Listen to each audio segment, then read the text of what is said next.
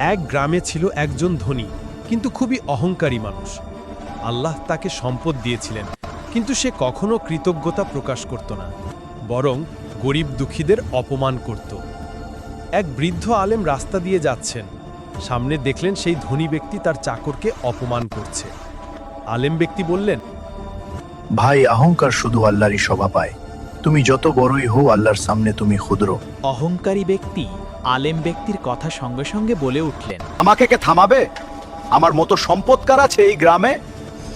আলেম ব্যক্তিটি অহংকারী লোকটিকে বুঝিয়ে বললেন, যে সম্পদের উপর তোমার দম্ভ, আল্লাহ চাইলে এক মুহূর্তেই সব নিয়ে নিতে পারেন। কয়েকদিন পর ব্যবসায় ক্ষতি, জমিতে আগুন, অসুস্থতা, লোকটি একা হয়ে পড়ে।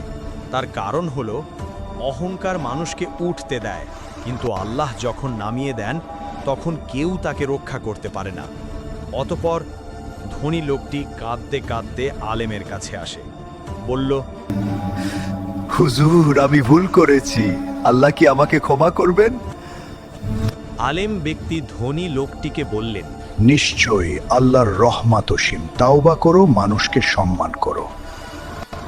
লোকটি তওবা করে, মানুষের সাথে ভালো ব্যবহার শুরু করে। অতঃপর লোকটির জীবন ধীরে ধীরে ঠিক হতে থাকে। মনে রেখো, অহংকার পতনের কারণ, আর নম্রতা আল্লাহর কাছে সর্বাধিক মর্যাদার। আসুন আমরা সবাই অহংকার থেকে বেঁচে থাকি আর আল্লাহর কাছে কৃতজ্ঞ থাকি।